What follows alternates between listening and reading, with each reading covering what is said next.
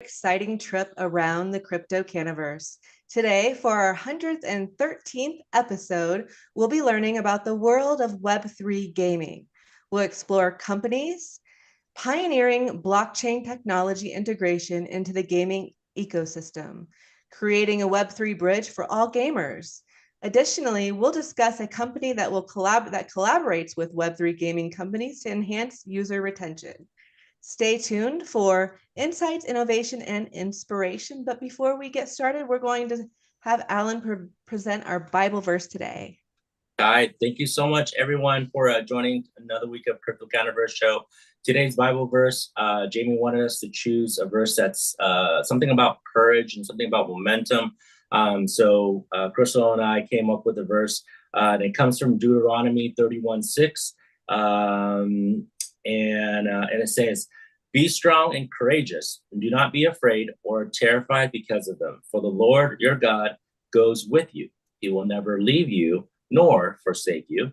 In Deuteronomy 31:6, this is a story about Moses is addressing the Israelites as they prepare to enter the promised land.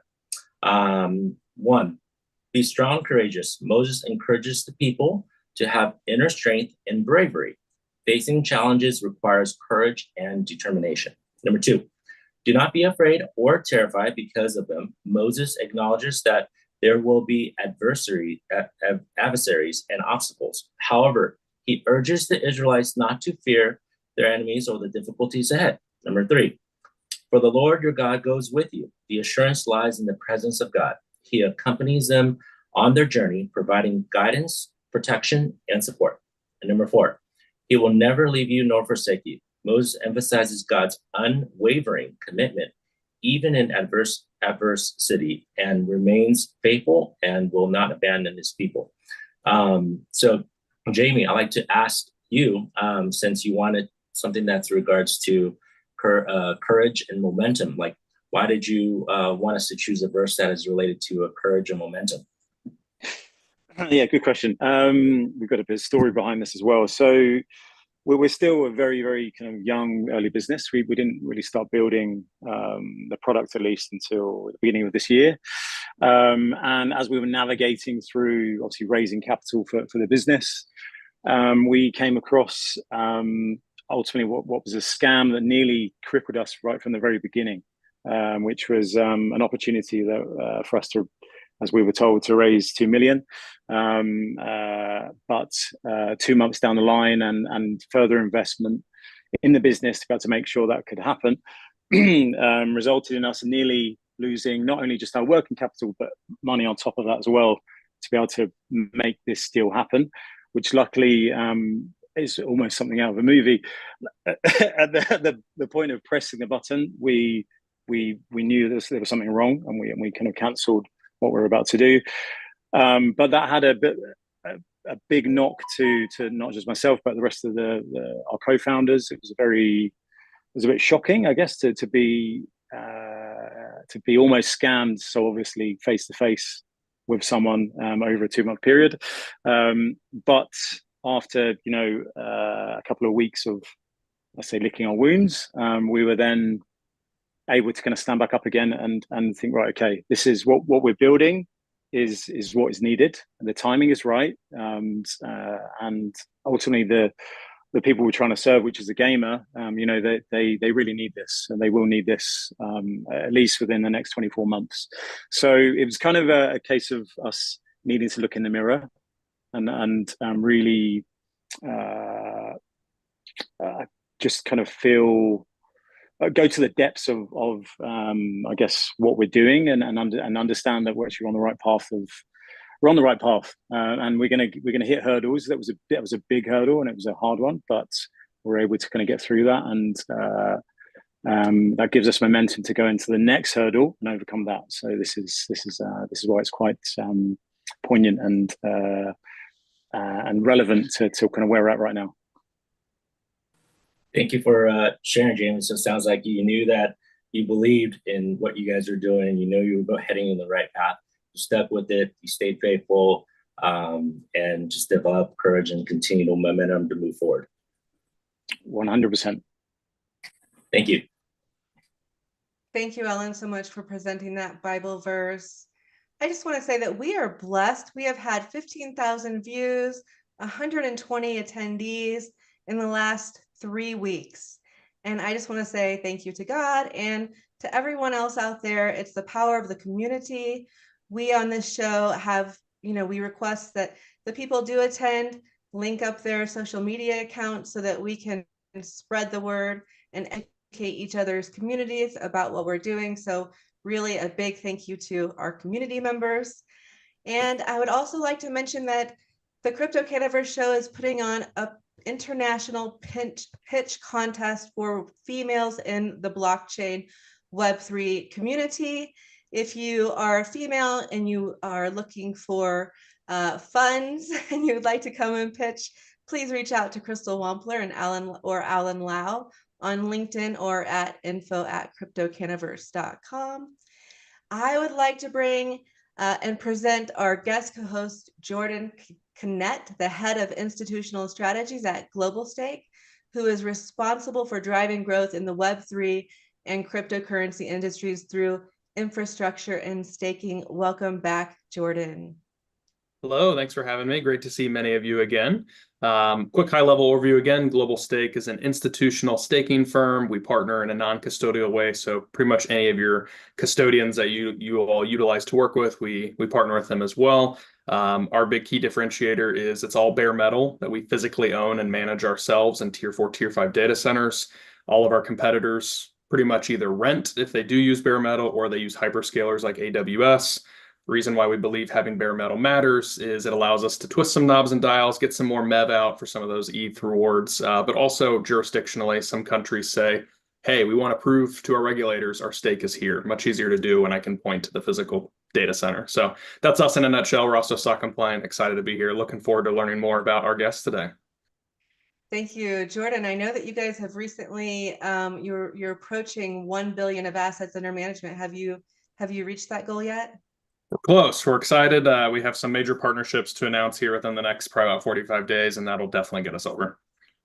Nice. And then can you talk a little bit about Silvermine Capital and what kind of deals you guys are looking for? Yes, so the co-founders of Global Stake also own a venture capital fund called Silvermine Capital.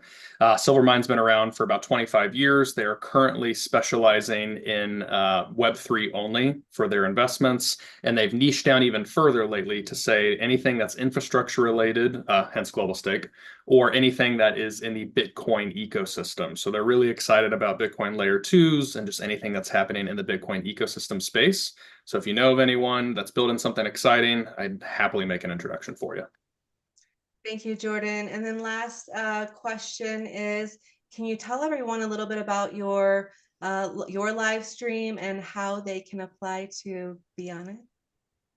But just my life's journey in general. Did I hear that right? No, your live stream. Oh, my live stream. Like Decentraland? Yes. Yeah, Decentraland. Yeah. Got it. Okay. Yeah, so Decentraland, it's a podcast that we host directly from Global Stake. But what I love about it is we never actually really talk about Global Stake on the call. We love to highlight protocols, institutions, or really anybody doing anything exciting in Web3 and just get them to talk about themselves for a solid 20 to 25 minutes. We would then distribute it on LinkedIn and X, and then we email it to all of our customers. And then even more excitingly, all the fund admins that we're partnered with emails it to all of their institutional clients. So there's about 2,500 people that will receive each podcast episode. So would love to host anybody that is doing something exciting in Web3. Thank you. Thank you, Jordan, again for being here. How can our audience reach out to you? Yeah, I'm one of those weird old traditional finance people that loves LinkedIn still. So feel free to reach out to me on LinkedIn. I definitely live on there, but I do use Telegram. It's just my name at Jordan Connect. Feel free to reach out to me there or our website, globalstake.io. Thank you. Thank you so much. Our next speaker is our company highlight section. He is Steve Wood, the co-founder of Earnscape. Steve is a former Olympic level swimmer turned underwater hockey player who discovered from a teammate in 2011 who was part of the FBI's Silk Road investigation. He has followed spaces closely since then and worked with many actors in the space, including helping the Republic of Liberland launch its national L1 and foster international relationships. He has a BA and MA in political science. He worked in DC in 2009 doing policy research, crafting legislation, fundraising, and building tech systems for these purposes before moving into tech startups in 2014. Since then, he has authored 2 books and founded 3 startups while working with 4 other startups in other capacities. Let's welcome Steve Wood. Hi there. Thanks for the introduction. You are most welcome. Steve, tell everyone a little bit about your current underwater athletics. Underwater hockey is a pretty obscure sport. Whenever I mention it, I almost always get blank stares. Yeah, so underwater hockey is, personally, I think it's fun. It was a good transition from swimming. And basically, you have a weighted puck. It's about the size of a hockey puck. Sits on the bottom of the pool. You get snorkels and a mask and fins and a stick. And you just hold your breath and swim around under the water and try to score goals. It's a very violent, very three-dimensional sport. I get injured almost every time I play. I got severely injured at Nationals last weekend and had to sit out the last game. A lot of our team actually got pretty injured. We were down 50% by the time our last match rolled around. So it's really fun though, but if you are not really good at holding your breath and you don't really like getting injured, which who does, it can be pretty rough to adapt to, but I really recommend it. Yeah, so that's underwater hockey. That is Do so you have to cool. kind of change the old joke where it's like I went to the pool and a hockey game broke out? Yeah, I mean, it happens all the time. Every time I go to the pool, a hockey game breaks out. I'm just imagining it now in slow motion. It's like hockey in slow motion because it's underwater, right? Oh, it's not slow motion. No, like No. if you go to Atlantis Sports YouTube page, you can see the live streams from the Nationals competition this last weekend, and it's not slow. Like sometimes Well, if it you're can getting be injured, obviously slow. not. Like when everybody runs out of breath and at the same time, and everybody goes to the surface, it'll be a little boring for a little bit, but it's really fast and things happen pretty quick.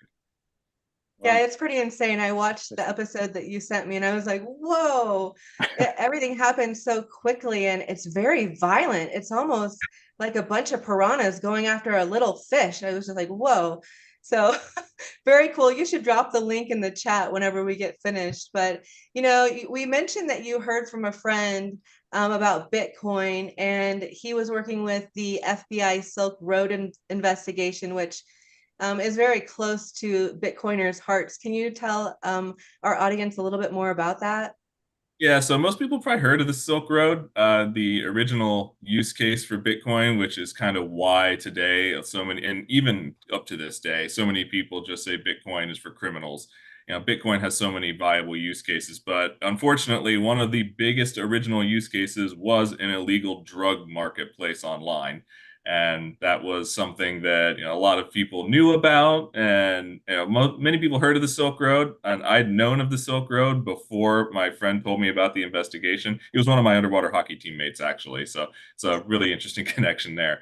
But yeah, so that that was how I encountered Bitcoin for the first time in 2011. I knew Silk Road was going to go down at some point here, but everybody around me was buying up Bitcoin because we could see the use case and the viability for it at a pretty early stage, and we just knew at some point it would get around the whole illegal drugs thing and become more mainstream, which is what we're seeing now. Thank you for elaborating on that. Tell us a little bit about Earnscape, the current company that you're working on, and the problems that it solves. Sure. So I actually ended up doing Earnscape as a result of multiple market pivots. I was originally creating a whole gaming ecosystem and a network of interconnected games that used assets from each game to improve the viability and the fun factor of each other game.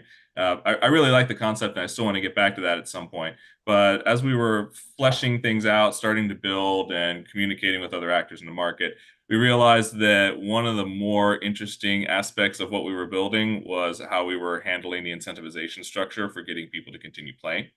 And over the course of several pivots, that ended up turning into what we now have as Earnscape, which is a game launcher that uses incentivization structures, mostly Web3 based incentivizations, in order to keep people playing mobile games that need players. And we've really found that our niche here is multiplayer games because they generally lack what we like to call player liquidity. Player liquidity just means there's always people there playing. And nobody wants to play a multiplayer game that's empty. If you ever log into an MMO or something where it's an empty world, you might as well be playing a single player game. And if you are playing a match-based game and you hit start and you're waiting there, waiting, waiting, eventually you're going to get bored and you're going to cancel your match and you're going to leave and you're going to go somewhere else and you're never going to play again. We get rid of that for all these games and do that by making sure that every game that is in our ecosystem has someone playing it, or at least a lot of people, as many as we can send you based on the players that we have using our system and the various attributes of them, so that we target the games that are most appropriate to them to those players, so that they can always have an online player base. The games don't die, they don't wither away, and they continue to grow their user KPIs, because you got to have that initial hump in order. You got to get over that initial hump in order to grow. So we solve that chicken and egg problem for a lot of new games. And considering there's over 10,000 new mobile games that come out every month, it's a kind of a big problem. Mobile gamers are pretty fickle and they have very, very, very abundant choices to choose from. So if they don't like your game or there's any of these problems, they're going to immediately dump it and go on to the next one. And this is also a major problem with Web3 games, which also have the additional problem of having to deal with the fact that a lot of players out there are not Web3 gamers. There's a pretty sizable group of players who are Web3, right? But that's actually a small percentage of the total global gamer base, even on mobile. So through our system, we're able to facilitate all of these Web3 integrations for these games as well. They're still on, some of those are still under development, but once we get it all done, there will be basically no friction points between a Web2 user and a Web3 game of the type that have a habit of turning people off, in addition to being the sort of thing that allows these games to thrive because they also always have an online player base. Very cool. Yeah, I have a quick question here, and please forgive me on my ignorance, but my understanding is there's three buckets. You have PC gaming, you have console gaming, and then you have mobile gaming. So are you guys only supporting mobile gaming? And if so, why is one question I have. And then the second is, with Web3 gaming in its infancy now, and as it's starting to grow and explode, do you think the true adoption for Web3 gaming at first is going to come just from mobile, mainly because they're not going to know that they're interacting with Web3? And then will that ever actually enter the console market? I really couldn't tell you much about how successful Web3 will be on the console market, because it does create a whole bunch of additional hurdles and hoops and variables that we haven't really figured out how to solve yet. How do you put a wallet on a console? At some point, someone's going to figure that out. Maybe me, maybe us. I don't know. But we'll address that problem when we get to it. But as for right now, yes, we are primarily focused entirely on mobile. Desktop is a pretty saturated market. Since we use a game launcher, we would have to compete with something like Steam or the Epic Games Store, all these other like super launchers out there. That's a massive nut to crack. I'm not about to try and take on the Google of gaming when I'm just a fledgling startup at this point. The mobile market is much more fractured. There's actually not too many offerings out there as far as what we're doing for mobile. They exist, but they have very limited reach. And by using blockchain technology, we're able to expand the reach. Most of the existing game launchers for mobile can really only service the first world, specifically the Americas and a little bit of Europe, depending on the exact form of integrations that they take. But the way that we do it with how we're facilitating blockchain-based incentives, we can reach the entire world. And that opens up a huge player base that otherwise wouldn't be able to be tapped. And it also means that our service is a lot more valuable because we're able to offer players in time zones that other places wouldn't even be able to offer. So that's most of the answer to the questions you asked. And then as far as expanding to like other things, yeah, eventually we do intend to go to these other platforms, but we got to seal the deal with mobile first. And, that start small and then grow, right? Facebook didn't originally service everybody, for example. It started with just Harvard and then expanded to colleges and then expanded to new recent graduates and then everybody. So eventually we'll, follow a similar cycle of growth, and there's a lot of adjacent markets we can expand into there. I think I got everything. I feel like there was one detail that you asked about that I didn't touch on. No, I think in general I answered all my questions. I appreciate that. Awesome. Looks like there's a hand raised. Amanda? I did have a question. So the player finds your app, right, for this launcher. How does it work? What's the onboarding process for them? They log in, they sign up, they search for game. So for a player, it's extremely straightforward. You just download the app and open it up. You create an account. We don't even really ask you to create an account. We just say log in. You can log in with your email address, your phone number in certain countries, and like a Google login. We use OAuth for Google, and our iOS version will also have OAuth for Apple. So you just log right in, and it just works. There's no like account setup or anything. Once you do that, the app sees all the games on your device, and we use that information to determine what sort of games you're interested in, and then we serve you the games that we think are going to be most relevant to you from our portfolio. You can use our system to launch any game, and that's one of the reasons that we've been able to grow 100% word of mouth as far as our user base is concerned, because gamers can earn incentives and rewards for playing literally anything out there. And then we found that over time, the strategy that we have works of just accumulating people through offering service to literally every game out there. Eventually, they also end up playing our featured games. And our featured games are the ones that we have relationships with. They're the businesses and the game studios that need players. They just register their games with us. It's about a 30-second process. All they do is give us the name of the game, the link to download the game, and hit OK. I go into the admin portal, hit a button, and launch it. And then now it's available for our gamers to play with increased incentives. And our incentive structures work. About 80 to 85% of all gaming sessions are our featured games. Did you have that promise of like a low queue or small wait time? So does that mean that you already have a lot of people? And what happens if there are not a lot of people playing that game? Do you drop it, or is it always just available? Well, define a lot. Just before we jumped on here, I checked our numbers, and we just registered our 7,791st user. So there you go. That's our current user numbers for our mobile app, and about a third of those are generally online playing games at any given day or so. Well, less than that per day, but it varies from week to week. There's always hills and valleys. So yeah, we always have some people playing, and I have charts and data that show when our most popular times are. Our most popular time right now is generally about 6 a.m. UTC time, but it waves depending on who happens to be online at any given time. We are a relatively young service, so at this point, we don't guarantee certain numbers of users at certain times, but as our user base does grow, we will be able to offer that function as well. Because, we still don't even have 10,000 users yet, but we have been able to prove our concept. We are post-revenue. We do have paying customers, and there are several businesses that we've talked to that said that this actually worked great. One of our clients said that we looked at their data before they became a client. Their numbers were kind of, I don't want to say in free fall, but they were declining. And as soon as they signed up to be one of our clients, that trend reversed. Everything started going back up, and they started growing their user base and started making more money from everything they were doing. So that was massively beneficial for them, and I don't see any reason why other games wouldn't have the same experience. Obviously, it varies from game to game. If your game absolutely sucks, then, and we have had a couple of those, nobody plays it. We can't force people to play these games. But yeah, so there have been some games that just absolutely sucked. But we try to filter those out so that we keep higher quality games. Steve, I've got a question as well. Sorry, I'll go next. Sorry, next. Is it similar to Epic and Steam where you have friends lists and you can see what those friends are playing as well? We're working on that. Yeah. So we recently implemented a leaderboard system, and basically it shows you how much you've played every various games and how many points you've earned, so that you can see how you fare, how close you are to winning various competitions within our app amongst your friends.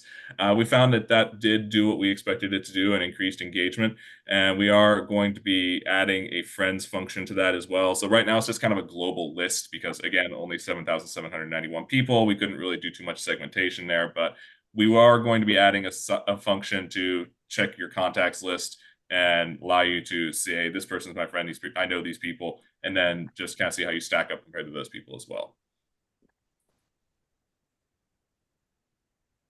Michael. Okay, I think my question.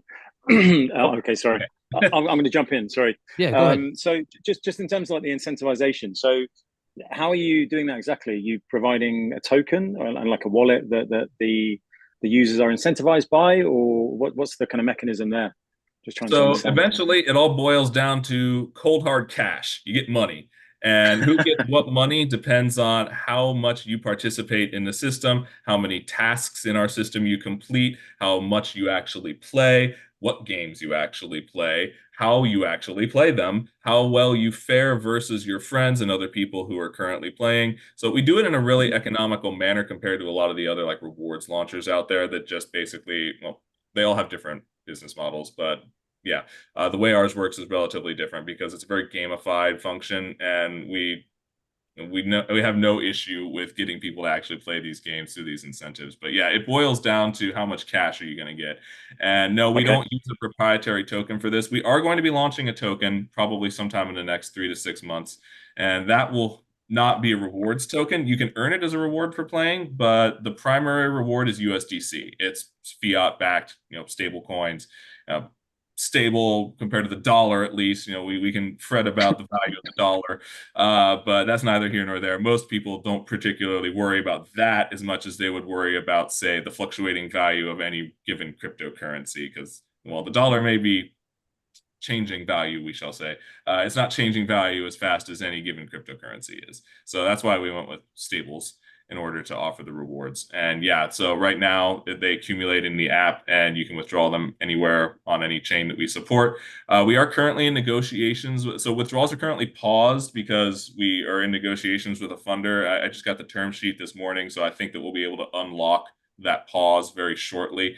The question was, what chains are we going to be able to support? What chains are we allowed legally to support? And I think we're going to be good. So as soon as we finalize this term sheet, probably on Monday, we'll be able to go forward and resume withdrawals. So our users will be happier then. Nice, cool, good to hear. Michael. And congratulations. Thank you. Couple questions. So coming from two different standpoints, but it all kind of goes in the same thing. When studios, like, as someone who's raised funds, you're always looking for the KPI. You said time-based rewards in addition to a lot of other things. How do you see the growth with KPI, retention, the big metrics, D1, D7, after they become, I guess, like a featured app? And then the second part of the equation on the long term, which I think is like a crisis within just Web3 gaming in general, is beyond just regular retention, is conversion. And do you have any way to be able to see if you said you can use any game?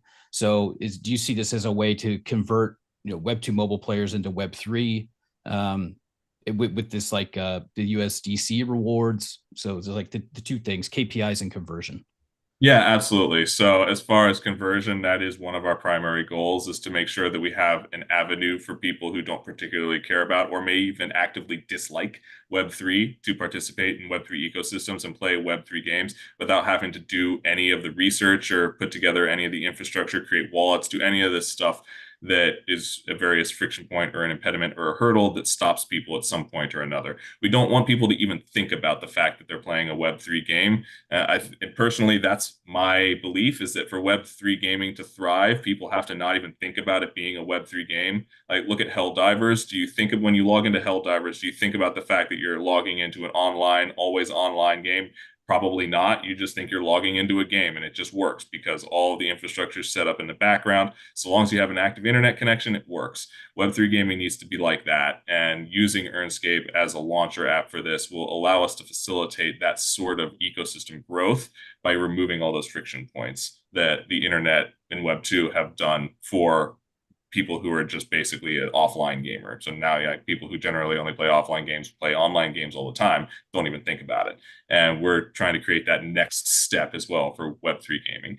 And sorry, I forgot retention and KPIs. Yeah, so we do offer a lot of these. We have a game studio portal that you can log into if you're one of our clients and see all of the retention metrics that we've given you.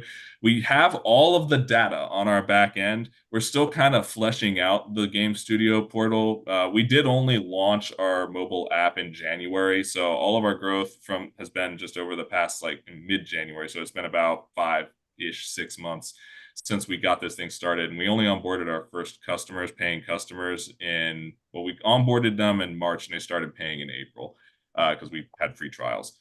So that we haven't had this service online very long. We've been developing it really fast and pivoting and implementing various functions every time we get feedback from both our users community and our customers community as to what they need, what they want to see, what would help them better. And we've been trying to knock everything out. But we are collecting all the data. It's just a question of whether it's all presented. We can show you how many people held on to your game, how many people uninstalled, how many people reinstalled. And one thing that I've actually found interesting is there seems to be this trend that never really struck me before, is people will download a game and they'll play it, and then they'll uninstall it, and then they'll get a different game and play that, and then they'll uninstall that, and then they'll get the other game that they started with. They'll re-download that and play it again. So I'm starting to realize that there's some flaws in the retention metrics that we normally see, like published by a lot of the app stores and stuff, because someone will uninstall your game and then reinstall it the next day and play it some more and then uninstall it again. That's something that had never really occurred to me before I started doing this, and I started looking at all these user data. I was like, how are we driving this many installs for some of these games? And it's because people keep uninstalling and reinstalling the same game. And this is actually a pretty big thing. So yeah, we're uncovering interesting research data from the industry as we do this as well. That wasn't something I'd even previously considered. But yeah, we have all this data and we can show it to you. They could be hot swapping games because they're running out of storage. I mean, I've done that a lot in the past when I had like an older phone, or maybe like if you're in like an area where don't have 5 bagillion gigabytes of storage on your phone. Yeah, I absolutely believe that.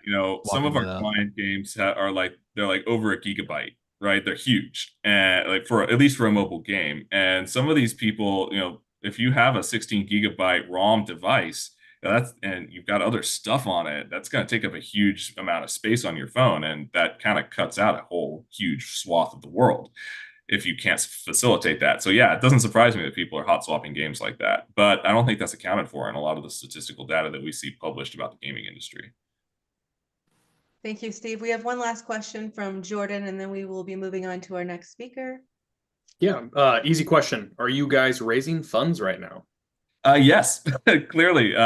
We just got a term sheet from one investor. I don't know since it's not signed yet, I'm not going to say the name, but it might even be in my inbox now with their signature. So I will have to check that. But yes, we are raising funds. We're doing both. We're doing a hybrid equity and token round. So we have an equity-based company in Delaware, and we are setting up a token raise as well, because I do have I really like my idea for the token. It's like basically an experience point that you can invest in a perk system and improve various functions of your account. But it may change as we continue to develop it, because I'm open to pivots. We've got to respond to market forces, right? But yes, we are definitely raising, and we have secured, I would call them a lead investor at this point, just like in the past 24 hours. So I'm giving our team a pat on the back for that.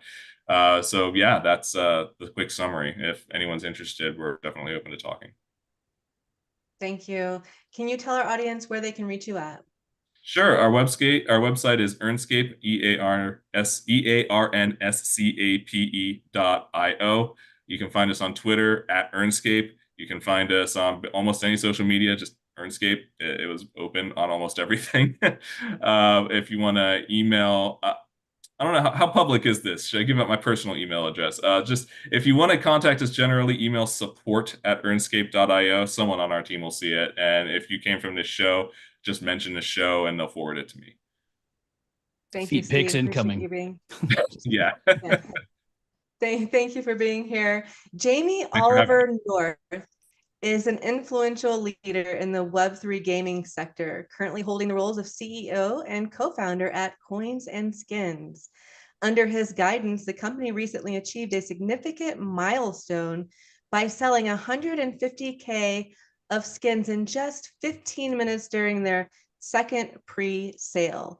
Before focusing on Web3 gaming, Jamie played a pivotal role at Chills, I hope I pronounced that right, where he spearheaded the creation of fan tokens as a product manager.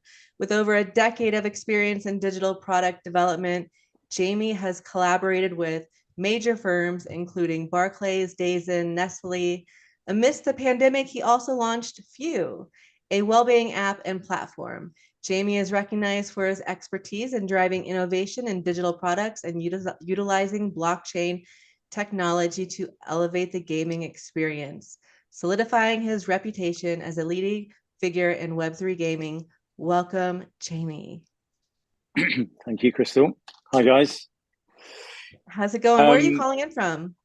So I'm at the moment I'm in the UK, but I'm typically in between Spain and Malta and Belgium lately. So I'm kind of just continually doing laps of Europe, just That's to kind awesome. of pop in with certain people. But it's good. That's good fun. We need to add eight countries now. We've reached 7 countries on the show, but you just added 8. So thank you. Before we talk about coins and skins, tell me, how did you meet your partners, and what about them made you decide to join forces?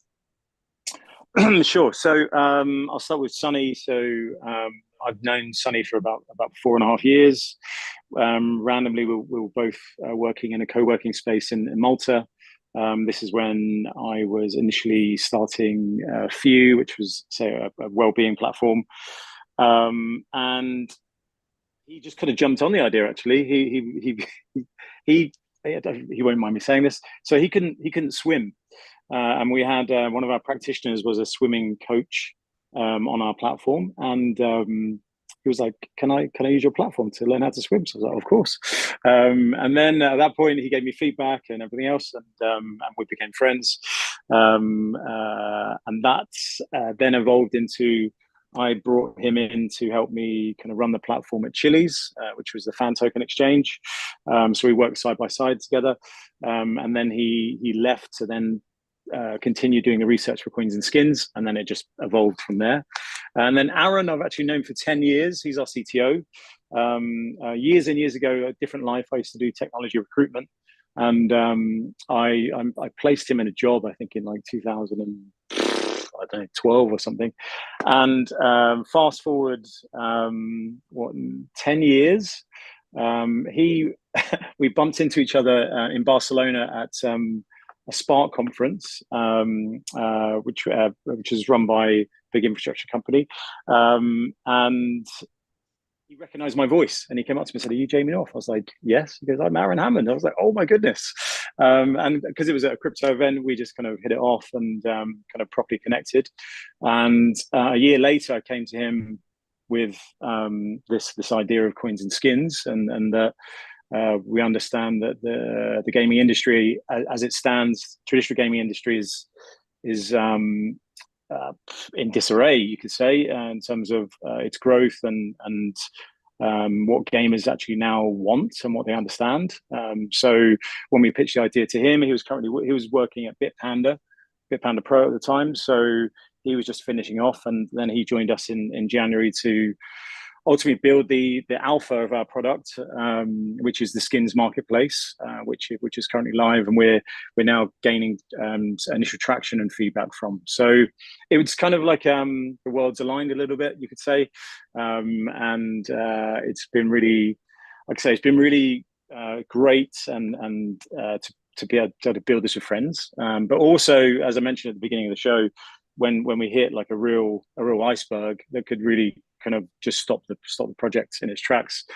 I think it helped the fact that we did know each other before to be able to be like, hey, we could have some honest conversations with each other, like do we believe in this enough to be able to kind of make this happen or not?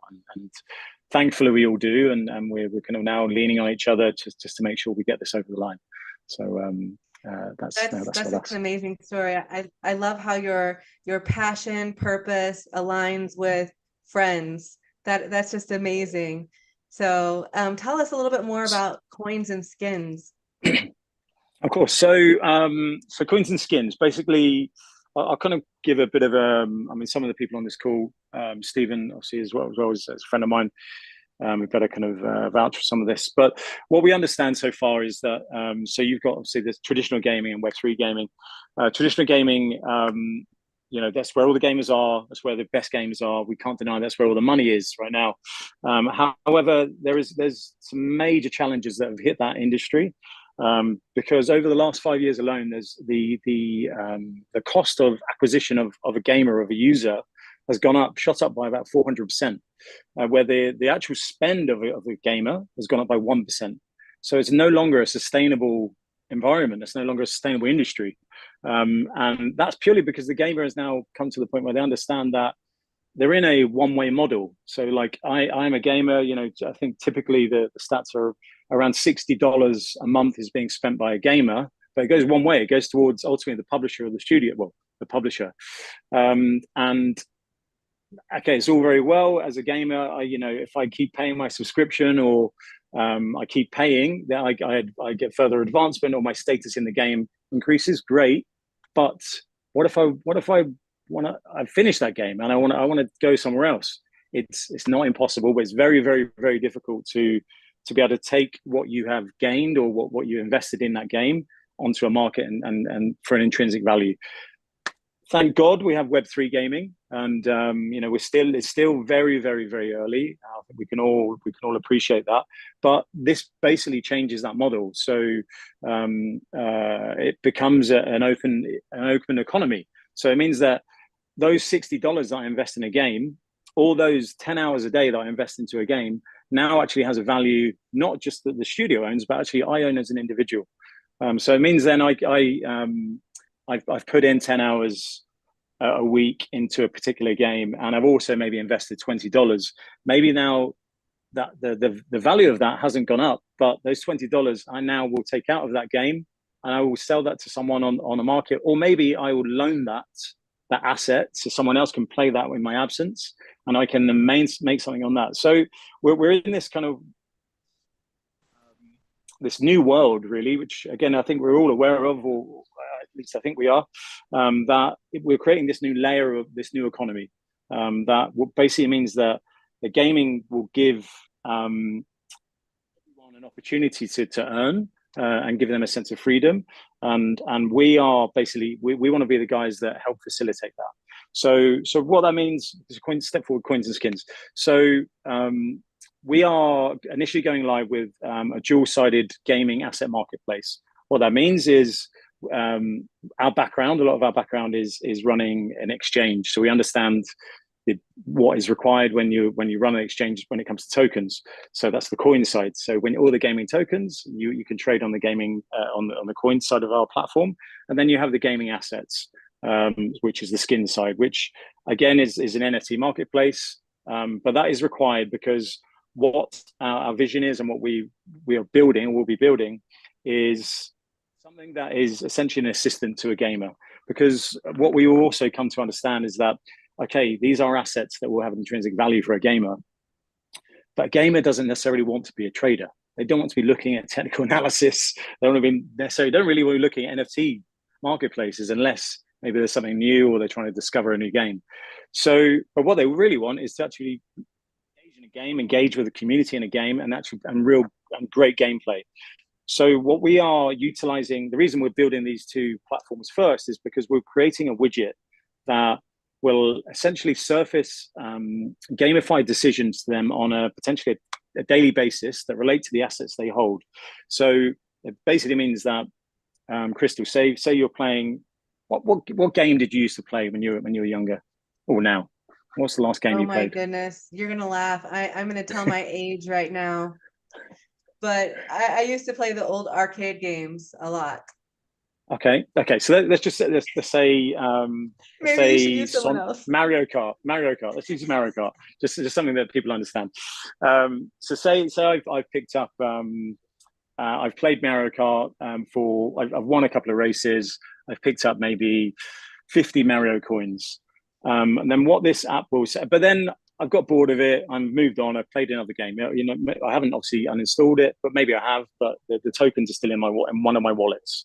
What the widget will do, we'll look holistically across all of your wallets, and then we'll surface to you a decision to make. So, like, okay, Crystal, we see you've not played Mario Kart for 3 weeks.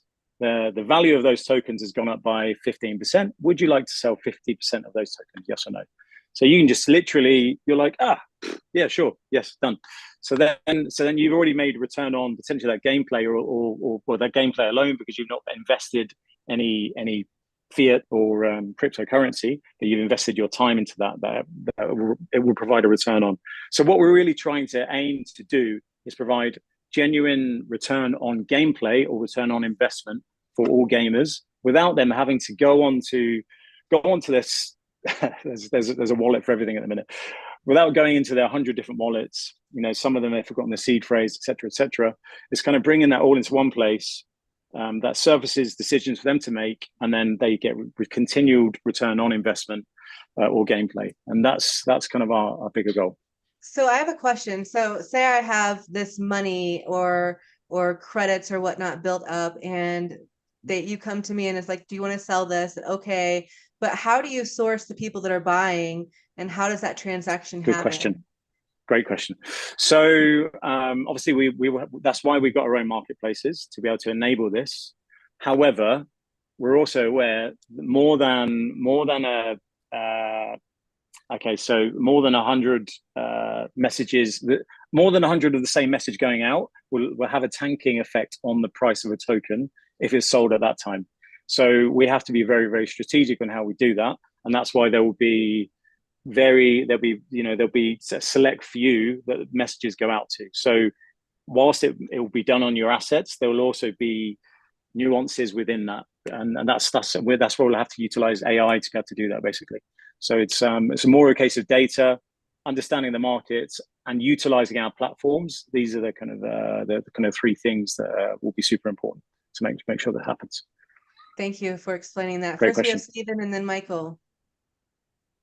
Yeah, sure. So I wanted to ask, are you you've got external wallet functionality, I assume, so that then the more crypto experienced people can connect their external wallet, but are you also providing a custodial wallet for the users? And if so, are you using a partner for that? Which partner, and which chains is your platform going to be compatible with as well?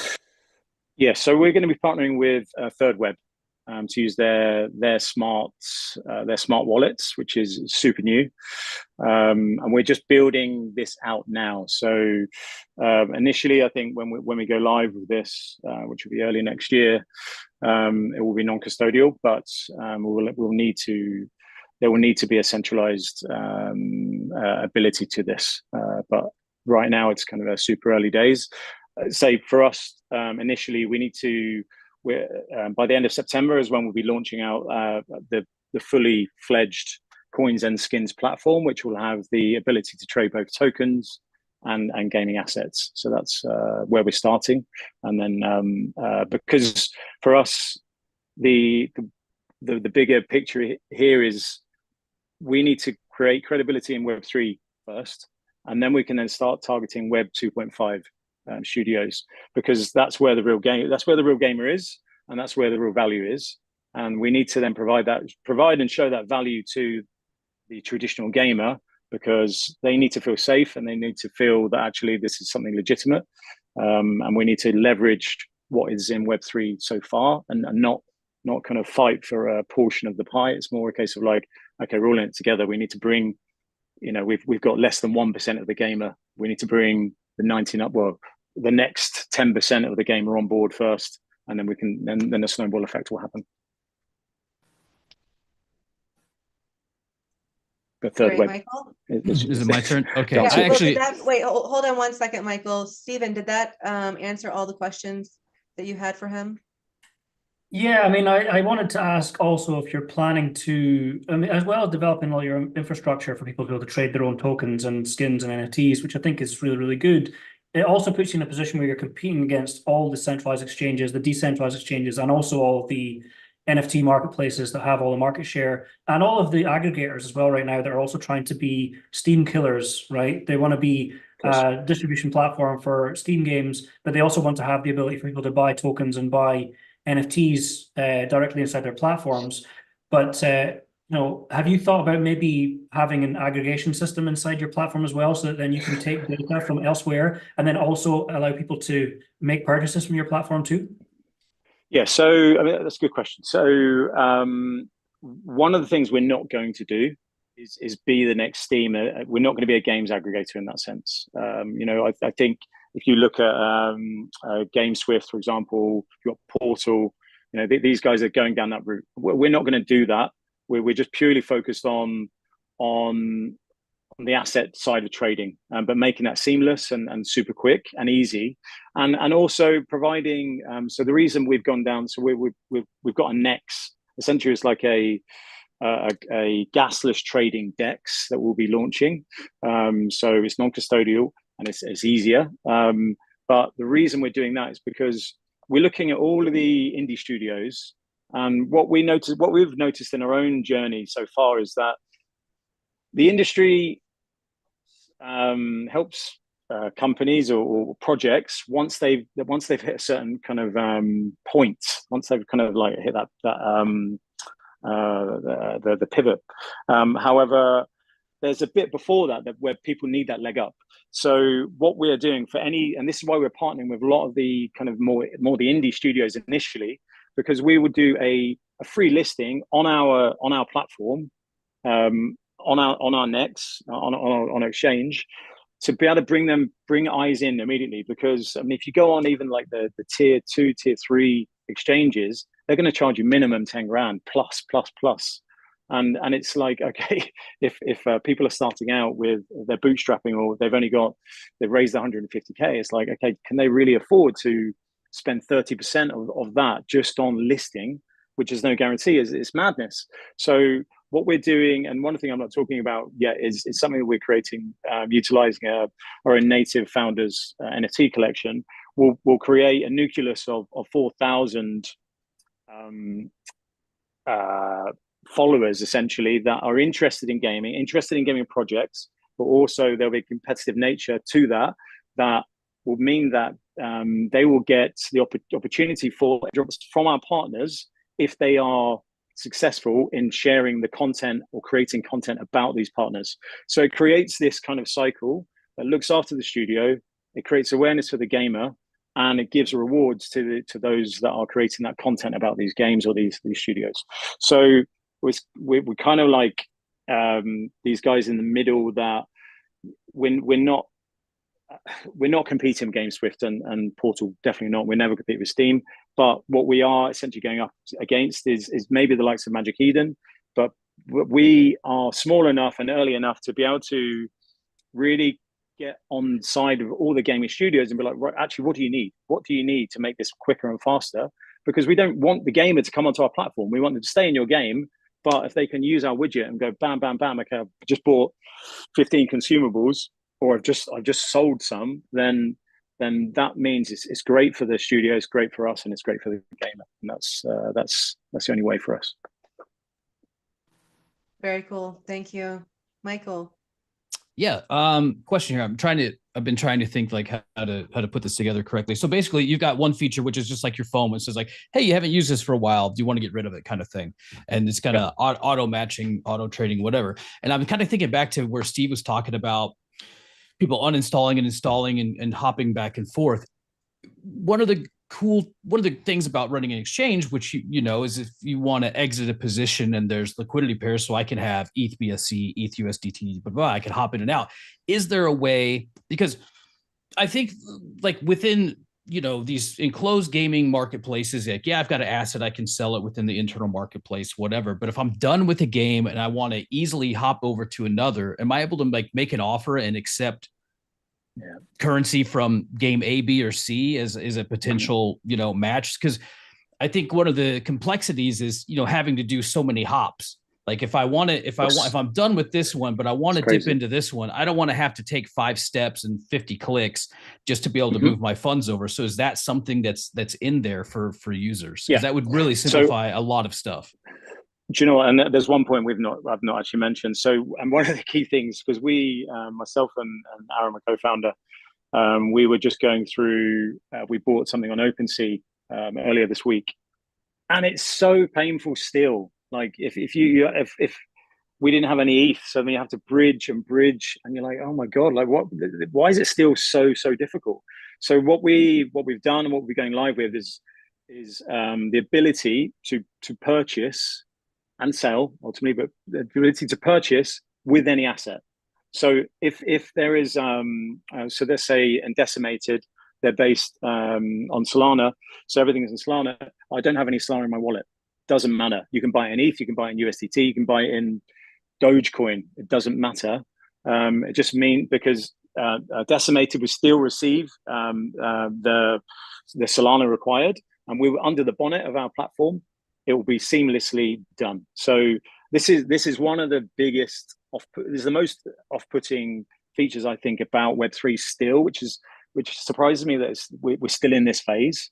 But that's one of the first things, like, okay, before we're actually live, I want to be able to buy something with anything I have. I don't want to have to worry about what if I have to bridge something, what chain it's on, et cetera, et cetera, et cetera.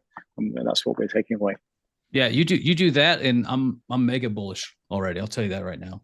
That solves a lot of problems. So that's why I'm wearing the bullish hat. Yeah, good on you, man. I like it. Alrighty, Jordan. This is exciting. I love gaming in general, but I am kind of curious in regards to like the actual incentive from the game developers. And maybe you already answered this and I just missed it, but I'm curious, the ones that are making a crap ton of money from microtransactions, what's their incentive to allow you to have a third-party marketplace?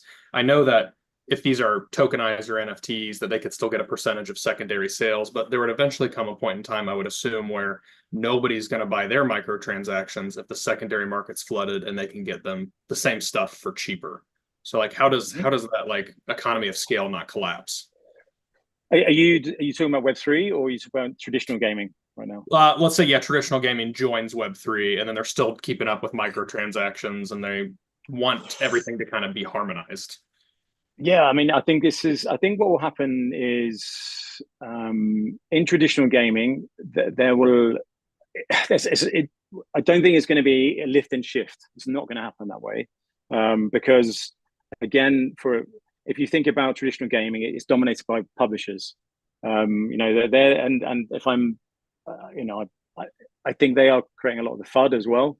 Because if you remember when Spotify came out and the music labels, they were because they thought, okay, there's going to be a direct link between the fan and the artist, and we lose control. The same thing is going to happen, but it's down to everyone in Web3 gaming to actually kind of like create this bridge to them and say, look, we're not here to replace you, but your users, your gamers, they understand the value now in what they have and what they hold, which is the power of actually going to another game or actually giving them the asset they can take and exchange that somewhere. So what I think initially will happen is there'll be like a wrapper. So let's say, for example, let's go to Fortnite. So Fortnite are never gonna come to, well, never say never, but the Fortnite as it is never going to come to Web3 in my opinion. However, what may happen is first player shooter games, for example, they may create, and I'm making a big assumption here, but there may be something where there is a wrapper around something like Fortnite that is related to my status in the game. So if I'm a gamer and I've spent maybe 100 plus, let's say 400 hours playing something like Fortnite, and I'm in the top 1% or top 3% of that game, I don't want to then go and play a new game and start from the beginning again. There should be some value in the fact that I have got this status. And I think that's where a Web2 studio starts dipping into Web3. Let's call it Web 2.5, this kind of bit in the middle, because it's like, okay, let's tokenize your status. And what that does, that becomes an asset that if you can plug that into a game like Decimated, which is Steven's game, and he then, his brand then understands, okay, because you've got this NFT or because you hold this asset, we can see you're a gold member or you're a gold Fortnite player. This then gives you immediate access to this layer or this level, or you get this loot box because then you are starting the game much, much higher. So I think that's, look, I don't see mass adoption happening until after 2030. But I think within the next 2 years, there will be, I mean, there's a major avalanche of quality games that will be landing between December and the following December. So I think within that time, heads will be turned, but there is still a long way to go to be able to remove the fear from the traditional gaming studios, the big ones, the Rockstars, the Fortnites of the world, which they're already doing. You know, I think they've already got massive teams that are already like looking into how they can do this. But I think this is where the Web 2.5 will be a real thing, and it already is. And that's where they will start dipping their toes in the ability to be able to tokenize add tokenized value to a gamer. So that will appease the gamer as is, and that means maybe their spend will go up from 1% to maybe 10%. So I think that's the prediction, and that's for us, as I was saying earlier to Stephen, we need to build our reputation in Web3 first. One of our advisors is an exec at Xbox, so he is very, very much in Web2 camp, to the point where he doesn't. Sometimes we have big disagreements about Web3, which is good. So then it's the case of like, okay, finding that sweet spot in Web 2.5, and I think that'll end up being a thing over the next 5 years, in my opinion. That makes a lot of sense. Thank you. No worries. Steve. All right. So I'm going to preface this with, I've agreed with almost everything you've said. Basically, everything you've said is something that I've been like thinking about in the back of my head. Like, this is a problem. How are we going to solve this? The industry needs to go in this direction. So yeah, bravo for you for actually taking on almost all of the challenges. It sounds like that at least I personally have identified. I'm sure everybody else here realizes that a lot of these are issues. But one question that did pop up when I was listening to one of your previous responses was, you mentioned being able, and again, another thing that I think really needs to be solved, you need to be able to pay for anything with anything. And that, there's a lot of reasons that hasn't been done, because the infrastructure for that, the logistics for that, to be able to buy an NFT on Ethereum with Dogecoin, from anywhere, that can be pretty difficult. And I was just wondering what sort of, and this may be proprietary, if so, just tell me you're not going to answer or something. But I was wondering, it sounds like you've already got a path to solving that.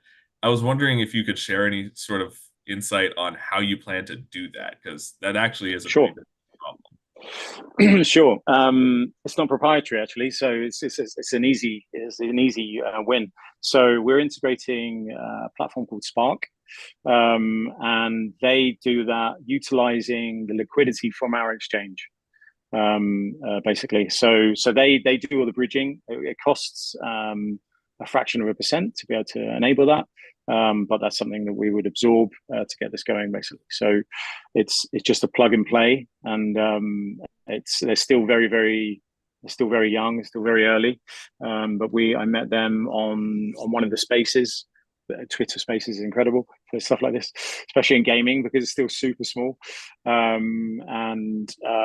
that's something we've signed, and we're integrating as we speak. So I'm happy to put you in touch with them, because they're, again, what is so refreshingly different from being from building let's say a traditional a business in the traditional digital world to Web3 is that everyone really is helping each other, and I think there's a genuine understanding is that I'm not going to do this alone. You're not going to do this alone. No one on this call is going to do this, even just with us. We all need to club together to be able to really level up and make this a space for people like even my dad, or my older brother. My brother's native enough, but let's say my auntie, to be able to, she wants to pick up a game, she can get on, and then she can start telling me like, oh yeah, I played this Bitcoin game. I'm like, wow, this is incredible.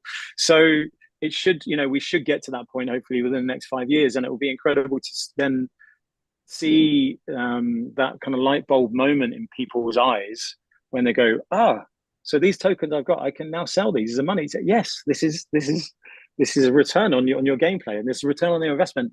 So this really changes, it really flips the whole world upside down. And that's where I think there are still so many deniers around Web3 gaming, and I think it's just because they just don't actually understand what is coming.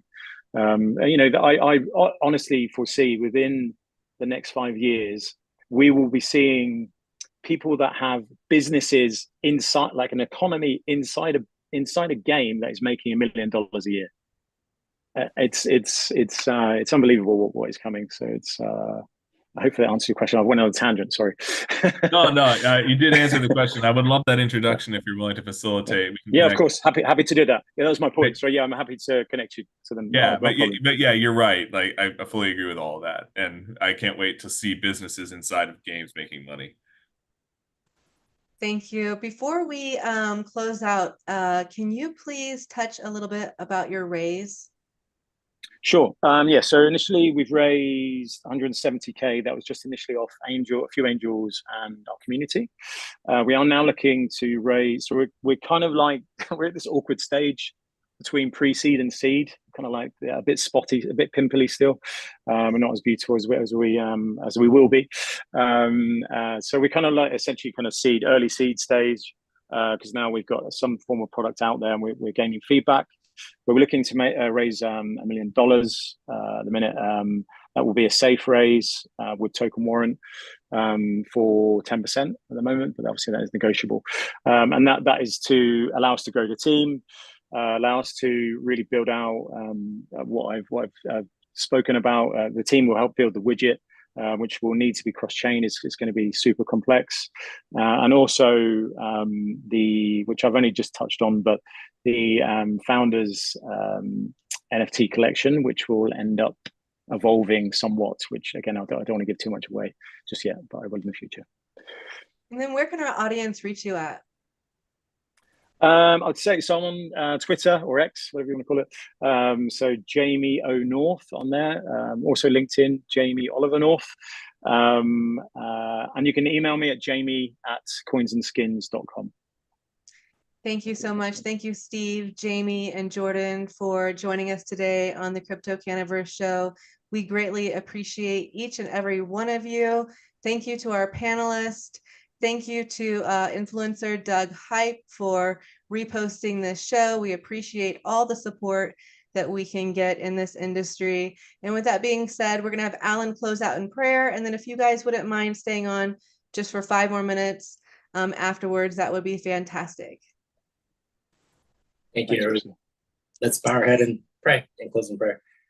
Dear God, thank you so much for another week of a Crypto Canaverse Show where we can bring on entrepreneurs in the gaming space this week. Thank you for Jamie coming on with CoinSkin, Jordan as a co-host with Global Stake, as well as Steve or Earnscape to build the infrastructure for the gaming platform for GameFi and Play. Just pray for each one of the individuals that came on, whether they're raising money or whether they are continuing to build their network and infrastructure. May you provide the partners that is needed to continue their journey. We know that you will always be here for us. You will never forsake us. For us to continue to have faith in you and trust in you in all things that we do. Praying for the weekend that you be with us. And we love you. In Jesus' name, pray. Amen.